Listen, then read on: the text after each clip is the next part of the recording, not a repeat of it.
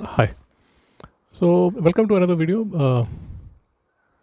In this lecture plan ये है कि आपका ICSE class 10th maths chapter wise हम एक एक चैप्टर में ट्राई करें कि एक एक दो दो नंबर हम कैसे ऐड कर सकते हैं. So effectively if you watch this video in the next 10-15 minutes, what I plan is that in your final score you should get 10 marks more than you would have if you didn't see this video. Okay, so let's start. At times, students get confused between CGST, SGST, the profit, the discount, etc. So what I'll do is I'll do a very small thing. Right now, I'll give you a snapshot of this recent mobile that I have bought. Now, if you see this bill, I will show you the image here. If you see the bill closely, there is a 9% central GST. There is a 9% state GST. It has been levied on the price. Then that 9% CGST and that 9% SGST has been added to the final bill amount. Now that is what is being shown in the bill. So finally what I paid was, I paid the basic amount plus CGST plus SGST. Now the interesting thing is, you won't see in the bill the discount that the shopkeeper had offered me. So they had said that there's a built-in discount of 1000 rupees. But what I'm trying to tell you is that usually students will confuse that जो GST है या जो CGST है वो किस amount पे आप levy करने वाले हैं. And what I am trying to discuss in the last 2-3 minutes is that आपका जो भी अमाउंट है उस पर डिस्काउंट ले लीजिए. वो जो डिस्काउंटेड प्राइस है उस पर 9% CGST, और क्योंकि CGST जो है वो SGST के इक्वल है, तो बेसिकली आपके साथ क्या होगा, वो discounted price plus CGST plus SGST. I hope I have made the point clear, and that is why I wanted to show you a live bill जो अभी मेरी recent buying है, so I thought of sharing that. I had this interesting question and my students were getting a bit confused, so I'll read that question to you. A shopkeeper buys an article from wholesaler for 20,000. shopkeeper ने 20,000 में लिया and sells it to customer at 10% profit. जो customer है उसको 10% profit पे बेचा shopkeeper ने. अब जो कस्टमर को बिलेबल अमाउंट है वो कितना है, 20,000 प्लस 10,000 प्रॉफिट. तो 10,000 प्रॉफिट मतलब अप्रॉक्सीमेटली मतलब एक्चुअली 2,000 रुपीज़ का उसने प्रॉफिट लिया. तो जो ये रेट ऑफ जीएसटी लगने वाला है, 10% जो जीएसटी लगने वाला है वो किस पे लगने वाला है, वो 22,000 पे लगने वाला है. मतलब प्रॉफिट आपने ले लिया उसी के बाद लगेगा. I hope I am making things clearer. Okay, the second topic that I wanted to discuss with you was in linear equations. I've seen that a lot of students have this confusion about the natural number, the whole number, the integers, the rational numbers, the irrational numbers.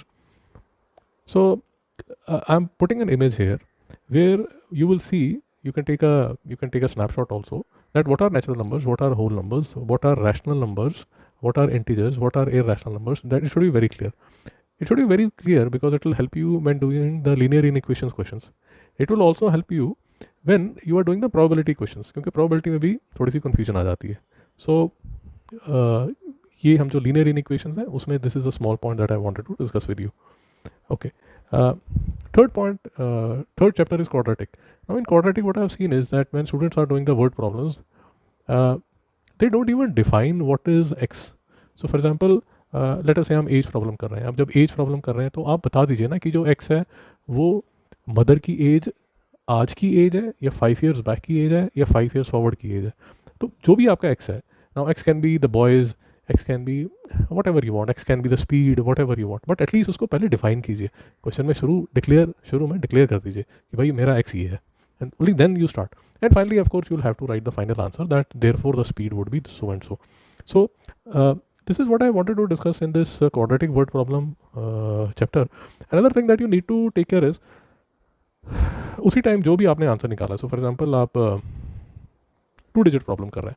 अब 2 digit problem में आपका 1st digit निकल गया, 10th digit निकल गया, तो उसी time उसको चेक कर लीजिए. Hardly it will take 2 minutes. So 2 digit number था, उसको आपने रिवर्स कर दिया, तो उसका रिवर्स करने के बाद जो नंबर था और जो पुराना नंबर था उसमें डिफरेंस ही है, तो उसी टाइम चेक कर लीजिए ना. You can do a small sanity check.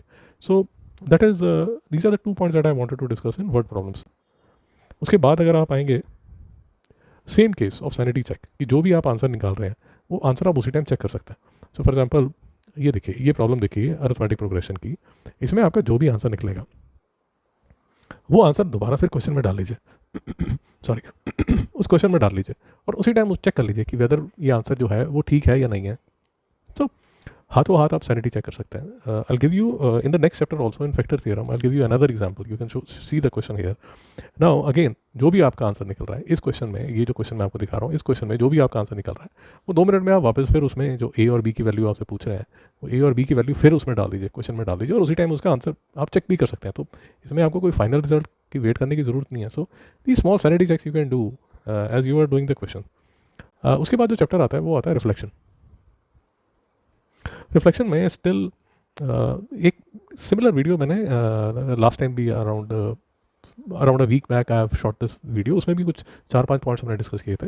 So in that video also what we had discussed was that reflection में फाइनली आपको पता है कि ये क्वाड्रिलेटरल बनेगा। जो भी क्वाड्रिलेटरल बनेगा वो उसकी क्या शेप है, उस शेप का नाम तो याद कर लीजिए। अब क्वाड्रिलेटरल जो है उसके 3-4 नाम है, या तो वो ट्रेपीजियम होगा, या वो पैरेललोग्राम होगा, या वो काइट होगा, या वो रोम्बस होगा। अब मैं एक इमेज डाल रहा हूँ यहाँ पर, फिर से ये इमेज देख लीजिए और समझ लीजिए कि जो क्वाड्रिलेटरल है वो किस शेप के होते हैं और उनका नाम क्या होता है। You know, once for all just keep this in mind. Okay, next जो टॉपिक चलेगा वो चलेगा सिमिलैरिटी। सिमिलैरिटी बहुत ही सिंपल टॉपिक है। अब जो है वो बहुत ही 2023 के सिलेबस में सिमिलैरिटी में most of the difficult things उन्होंने निकाल दी हैं। सो बहुत ही सिंपल है। इसमें ज़्यादा से ज़्यादा आपसे क्या पूछा जाएगा कि भाई ये 2 ट्राइंगल्स हैं, इनको आप सिमिलर प्रूव कर लीजिए। Now again I am putting a image here, what you will see is that what I have done is मैंने वो जो 2 ट्राइंगल्स लिए हैं उनको अलग अलग कर दिया। जो जो एंगल्स इक्वल हैं उनको मैंने मार्क कर दिया, उन एंगल्स के सामने जो साइड्स हैं उनको भी मैंने मार्क कर दिया। पहले ट्राइंगल दूसरा ट्राइंगल उसको भी मैंने नाम दे दिया कि जो पहला ट्राइंगल है 1 है, दूसरा 2 है। अब आपको सिर्फ वो जो 2 ट्राइंगल्स हैं उन ट्राइंगल्स को देखना है और उसकी जो रेशो है वो निकालना है। That is it. उससे ज़्यादा कोई डिफिकल्ट काम नहीं है। सो छोटी सी बात, but you know these small things will improve your final score bye at least 10 marks. This is what I promise you. Next देख लीजिए। उसके बाद टेंजेंट्स के चैप्टर में एक थ्योरम है, ये वाली थ्योरम, इसमें कन्फ्यूजन बहुत आती है बच्चों को। अब अगर आप डिस्क्रिप्शन देखेंगे तो डिस्क्रिप्शन में ये जो थ्योरम है इस पर मैंने 2-3 डिटेल में लेक्चर बनाए हुए हैं। अगर आपको ये थ्योरम नहीं समझ आती, what I'll advise is just look at these 2-3 videos, you'll understand this theorem well, because circles tangent का जो टॉपिक है उसमें जो सबसे डिफिकल्ट क्वेश्चंस बन जाते हैं ना, उन क्वेश्चंस में सिर्फ यही थ्योरम यूज़ होती है। सो इसलिए आई थॉट दैट ये वाला पॉइंट भी एक बार डिस्कस कर लेते हैं। ओके, सो नेक्स्ट टॉपिक जो हम डिस्कस करने वाले हैं वो डिस्कस करने वाले हैं कंस्ट्रक्शंस। अब कंस्ट्रक्शंस में एक थोड़ा सा ना कन्फ्यूजन आ जाता है बच्चों को। उसमें ये आ जाता है कि ऑब्ट्यूज ट्रायंगल के बाहर अगर आपने सर्कल बनाना है, जो सर्कम सर्कल बनाना है, उसमें जो ऑर्थो सेंटर है, ऑर्थो सेंटर क्या होता है कि तीनों जो साइड्स हैं ट्रायंगल की उनके जो परपेंडिकुलर बाइसेक्टर है। तो ऑब्ट्यूज ट्रायंगल में जो ऑर्थो सेंटर है वो ट्रायंगल के बाहर होता है। वो जो फिगर है वो ऐसी नज़र आती है। अब कुछ बच्चों को ना ये थोड़ी सी कन्फ्यूजन हो जाती है क्योंकि एक्यूट ट्रायंगल में ऑर्थो सेंटर अंदर होता है और ऑब्ट्यूज ट्रायंगल में ऑर्थो सेंटर जो है वो ट्रायंगल से बाहर होता है। अगर आपने ऐसा क्वेश्चन पहले नहीं किया तो हो सकता है आपको ये देख के ना बड़ा अजीब सा लगे कि भाई ऑर्थो सेंटर ट्रायंगल से बाहर है। So I just wanted to discuss with you a question like this. अगर आपने पहले नहीं किया हो, so you shouldn't get shocked if by chance this kind of question comes in the exam. Okay, so let's move to the next topic. Next topic में will discuss few things about the mensuration chapter. Mensuration chapter में पहले भी मैं आपको बता चुका हूँ कि यार जो पाई है उसको लास्ट स्टेप में ही कैलकुलेट कीजिए, पाई के साथ पहले उंगली मत कीजिए। ये देखिए, ये एक एग्जांपल मैं आपको दिखा रहा हूँ जिसमें स्टूडेंट ने पहले पाई को कंसिडर किया, मतलब उसकी कैलकुलेशंस करनी शुरू कर दी पाई को, and then the student realise कि यार ये तो गड़बड़ हो रही है, and preventive measures were taken, and then beautifully what was done by the student was कि पाई दोनों तरफ से कैंसिल कर दिया। But here is another example जिसमें जो पाई है वो हर स्टेप पे पाई कैलकुलेट हो रहा है। And what I always recommend to students is कि भाई पाई अगर आपको पता है कि वो जो फिगर है उसके जैसे pi r square h plus 2 pi r h अगर बार बार आप ऐड कर रहे हैं तो पाई को कॉमन ले लीजिए ना। पाई को कॉमन लेके सिर्फ एक ही बार पाई को कैलकुलेट कीजिए।